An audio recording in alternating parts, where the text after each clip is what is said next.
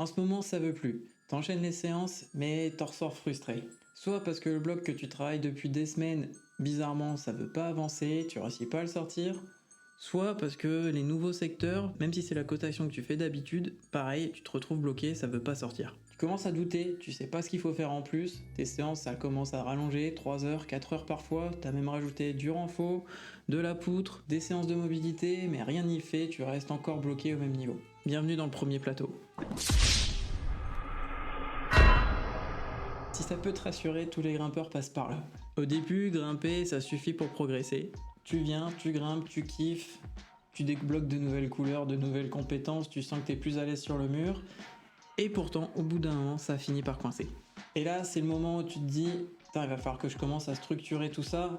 Et là, clairement, ça fait peur. Mais le problème, c'est que tu as déjà assez à faire dans ton quotidien et t'as pas envie de passer ta vie à t'entraîner juste pour débloquer peut-être une couleur un jour si tu as de la chance. Ce que tu veux vraiment, c'est progresser sans trop te prendre la tête et ça tombe bien, je vais te présenter quelques formats de séances qui te permettront de changer un peu de ce que tu fais actuellement et surtout kiffer parce que c'est ça le plus important d'après moi. Et clairement, sur le long terme, tu vas progresser. Le vrai problème, ça vient pas de ta force, de ta volonté, de problèmes de souplesse, ni même de ton âge. Le problème, en général, ça vient de la question que tu te poses quand tu arrives dans la salle. Quel bloc je vais sortir aujourd'hui ? Le risque, c'est que tu te dises qu'une séance est réussie uniquement si tu as sorti un ou plusieurs blocs. La vraie question à te poser, c'est plutôt qu'est-ce que je veux travailler aujourd'hui ? L'idée, c'est de te présenter 3 intentions qui seront utiles pour toi pour progresser sur le long terme. Construire, encaisser et performer. De cette manière-là, tu pourras mixer plusieurs formats de séances dans ta semaine. Je suis parti du principe que tu grimpais 3 fois par semaine. C'est le plus simple, mais bien sûr, tu pourras adapter. Le plus important, c'est d'avoir une seule intention à chaque fois dans chaque séance. On commence par le format de séance que beaucoup de grimpeurs ont oublié à force de progresser. Donc c'est la partie construction. J'appelle ça personnellement la grimpe fondamentale. Si tu fais de la course à pied, tu connais ce terme-là avec l'endurance fondamentale, c'est un peu le même principe. En gros, elle fait pas rêver, parce que c'est celle où tu mets ton ego de côté. C'est celle où tu vas pas grimper des blocs durs. C'est celle où tu vas grimper des blocs 2 à 3 niveaux en dessous de ton niveau max. Donc ça va clairement pas flatter ton ego. Pourtant, c'est celle qui est d'après moi la plus importante. C'est celle où tu passes du temps sur le mur et du temps de qualité. C'est-à-dire où tu n'es pas fatigué, tu grimpes proprement, tu pourrais parler avec quelqu'un en même temps. Comme si tu faisais un petit jogging sans te fatiguer, bah là c'est la même chose, sauf que tu es sur le mur d'escalade. Et l'idée, c'est vraiment de profiter de ce moment-là pour tester des choses, tester des mouvements. L'idée de cette séance, c'est vraiment de te sentir en maîtrise de bout en bout. Donc refaire des blocs que tu connais déjà parfaitement et essayer d'ajuster encore mieux pour sentir que tu te fatigues pas du tout. Vraiment être en contrôle du début à la fin. L'intention ici, c'est de mieux bouger sans être fatigué. C'est aussi simple que ça. Tu commences ta séance, tu finis ta séance, tu n'as quasiment pas transpiré. Alors tu vas te dire, bah franchement, si c'est pour pas transpirer, autant pas venir. Et bah là justement, c'est aussi cette notion-là, cette intention-là qu'il faut comprendre. Ça sert à rien d'être dans le rouge à chaque séance. C'est pas parce que tu as transpiré que ta séance a été efficace. L'idée, c'est vraiment de faire en sorte que tu kiffes ta séance, que tu progresses sans forcément t'en rendre compte. L'intention, ce sera dans la qualité des mouvements, le contrôle, tester potentiellement des choses que tu n'oses pas faire d'habitude, du type faire une lolotte à un endroit que d'habitude tu n'aurais pas forcément fait, refaire un bloc sur lequel tu as forcé peut-être 2 ou 3 séances plus tôt et essayer de trouver la meilleure manière de le faire pour ne pas justement forcer. Quelques exemples simples de séances. Si tu as un spray wall, c'est parfait, tu vas passer 2 minutes non-stop sur le spray wall à grimper et faire un gros repos d'1 à 2 minutes juste après. Tu prends des prises faciles, tu fais en sorte de grimper de manière fluide, tu respires tout du long, en contrôle, respirer que par le nez, sentir que ta fréquence cardiaque ne monte pas et tout simplement être cool, vraiment très cool. Si t'as pas de spray wall, tu peux tout simplement te faire un circuit de plusieurs blocs. Imaginons tu grimpes dans le noir à Vertical Art ou à Arcos, tu vas aller sur du vert ou du bleu que tu maîtrises parfaitement et partir sur plusieurs blocs que tu enchaînes, 3 ou 4 blocs comme ça. En contrôlant vraiment la montée et la descente, redescends bien tes blocs, c'est super important aussi. Et de cette manière-là, tout simplement, tu vois que tu maîtrises tout ce que tu fais. Le but, l'intention, c'est vraiment de te dire, j'ai profité de ma séance sans être fatigué, mais j'ai fait du mouvement et en fait j'ai kiffé, tout simplement. Donc ça peut être une traversée super longue, tu mixes plein de différentes couleurs. Tu commences par exemple sur le gros bac vert, tu vas chercher une prise bleue, et ensuite tu vas chercher une prise violette, et ainsi de suite. L'idée, c'est vraiment que tu sois pas fatigué à la fin. Deuxième format de séance, ça sera celui où tu encaisses, tu apprends à encaisser. Celui-là, tu l'as peut-être vu sous le nom de rési ou de volume. L'idée justement, cette notion de volume, c'est le fait de grimper beaucoup dans cette séance-là, mais avec encore une fois une intensité basse ou modérée. Sauf que là, l'idée, ça va être d'apprendre à grimper avec les bouteilles, de grimper fatigué. Tu n'es pas dans le confort, mais tu n'es pas non plus sur des mouvements difficiles où tu dois forcer. Là, quand tu vas devoir forcer, ça sera dans le sens où ça sera difficile de rester sur le mur parce que tu auras les bouteilles, mais parce que tu auras grimpé longtemps. Donc là, l'intention, c'est d'encaisser un maximum de fatigue sans perdre de contrôle. Comment tu fais ça? Donc faire par exemple tous les blocs verts et tous les blocs bleus de ta salle, quasiment en faisant aucun repos. L'idée, c'est vraiment d'apprendre à grimper en étant fatigué et de se forcer à rester lucide. Donc là, tu vas te rapprocher de l'échec, ce qui est intéressant parce que du coup, tu vas apprendre à échouer et faire en sorte d'essayer d'aller un peu plus loin à chaque fois. Avec un pote, justement, ça peut être sympa, c'est tu donnes un temps limité, genre pendant 15 minutes, tu dois faire le maximum de blocs faciles. Donc t'enchaînes le maximum de blocs. Donc tu fais tous les blocs verts, tous les blocs bleus, en gros tout ce que tu maîtrises à la perfection. Si tu veux faire le maximum de blocs, forcément tu vas prendre moins de repos, du coup tu vas devoir grimper en étant un peu fatigué au bout d'un moment. Un autre format de séance, ça peut être tout simplement, tu vas sur le spray wall et tu restes le plus longtemps possible. Un autre format un peu plus sage, ça serait tout simplement d'aller sur un secteur, de grimper ce secteur-là en faisant du 4x4, c'est un format qui existe, qui est souvent utilisé. Tu grimpes 4 fois, 4 blocs de suite, tu fais un repos et tu y retournes. Et tu fais ça plusieurs fois. Après, encore une fois, il faut adapter en fonction du monde qu'il y a dans la salle, du matériel que tu as à disposition. Si tu as un spray wall, c'est plus facile de faire certains types de séances que d'autres. Mais déjà, avec ça, tu as le principe, tu as le cadre un peu global. Clairement, ça prendra un peu de temps pour adapter tout ça. Donc prends ton temps et surtout, prends du plaisir. Tu vas me dire que ça ressemble peut-être à la séance précédente, celle où tu construis. Là, c'est là où c'est important justement d'avoir cette notion d'intention. C'est pas de grimper en n'étant pas fatigué justement, c'est de grimper en maîtrisant ta fatigue. Donc l'intention est totalement différente et ça te permet vraiment d'engranger du mouvement, de renforcer ton corps durablement. Tu ne le sais peut-être pas, mais tes tendons, ça met 6 mois à 1 an pour se renforcer convenablement par rapport à ta pratique.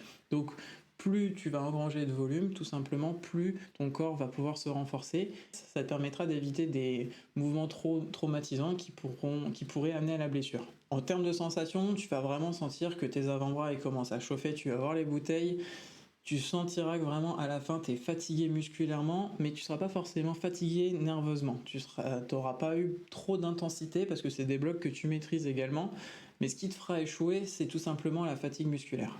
Donc à la fin, tu finis fatigué, mais tu finis pas non plus HS, t'es pas au bout de ta vie.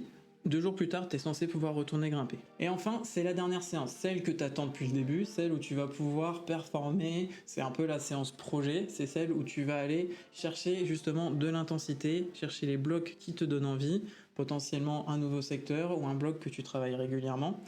L'idée ici, c'est la séance un peu que tu faisais jusqu'à présent, mais encore une fois, l'intention est différente. L'intention, c'est pas de sortir un bloc pour te dire j'ai fait un bloc, donc ma séance est réussie. Là, l'intention, c'est j'ai réussi à comprendre quelque chose dans ma grimpe. J'ai réussi à débloquer un truc, j'ai débloqué un mouvement, j'ai compris ce qu'il fallait faire pour peut-être sortir ce bloc un jour. Donc là, l'idée de cette séance-là, justement, c'est de te concentrer un max sur les blocs qui t'intéressent. Ça peut être super intéressant à mon sens, de ne pas mixer tous les types de blocs à faire, donc une séance projet pour des projets de type dalle, par exemple. Aujourd'hui, je fais une séance projet, mes projets, ça sera de la dalle. Donc, je vais faire 3 blocs en dalle de mon niveau max, voire de mon niveau max plus 1. C'est à la fois motivant et démotivant. Dans les salles de blocs commerciales, il y a un peu un espèce de FOMO par rapport aux blocs. Tu sais qu'ils quand ils sont là, ça va durer peut-être un mois et demi. Et du coup, si tu veux le faire, tu vas vite t'entêter à vouloir sortir vite ce bloc et tu peux vite t'en dégoûter. Tu vas te donner un nombre limité d'essais dessus. De cette manière-là, chaque essai sera de qualité, vraiment propre comme il faut, des bons temps de repos pour vraiment donner le maximum de toi-même et de cette manière-là, tu pourras vraiment performer dans ta séance. Donc choisis 3 blocs durs maximum dans ta séance. Entre chaque essai, tu te donnes 3 minutes de repos. De cette manière-là, tu seras frais et vraiment prêt et dispo à donner le meilleur de toi-même sur chaque ascension. Donc à chaque fois que tu chutes, l'idée ici, encore une fois, c'est de mettre un peu son ego de côté, c'est d'essayer de comprendre pourquoi tu as chuté, comprendre qu'est-ce qui s'est mal passé, échanger avec les autres grimpeurs, pas se frustrer, pas s'énerver, pas retourner tout de suite à faire un essai, Imaginons, il y a ton pied qui zippe, essaye de comprendre pourquoi ton pied il a zippé. Prendre du recul sur ton ascension, limite tu te filmes, comme ça tu vois aussi ce que tu as fait, parce que quand tu te regardes et que tu vois ce que tu as fait, quand tu vois ta grimpe, tu te rends compte aussi de potentielles erreurs que tu as faites. Donc ce genre de séance, t'es pas là pour t'acharner, pour sortir un bloc, tu es là pour apprendre. Et pour apprendre, il faut tomber en escalade, c'est le principe. Donc peu d'essais, beaucoup de qualité. Finale de ta semaine, après avoir fait ces 3 séances-là, tu te sens fatigué, mais t'es pas complètement rincé, t'es pas complètement HS. Parce qu'en termes de ressenti, tu seras pas dans le rouge à chaque fois. Parce que tu auras eu suffisamment de repos, soit tu auras eu des blocs peu intenses mais avec un volume assez important, donc tu seras moyennement fatigué, soit tu auras eu beaucoup d'intensité mais peu de blocs, donc pareil, en termes de ressenti, tu ne seras pas non plus trop fatigué. Et de cette manière-là, ça te permet de te reconcentrer sur ce qui est plus important d'après moi, reprendre plaisir dans ta grimpe, te sentir avancer, te sentir tester de nouvelles choses, voir que ça marche pas, mais en tout cas reprendre le temps, reprendre le kiff tout simplement dans ta pratique. Commence déjà à gérer ta fatigue en faisant en sorte que tu aies moins d'intensité à chaque séance et essayer de voir combien de mouvements tu fais par bloc.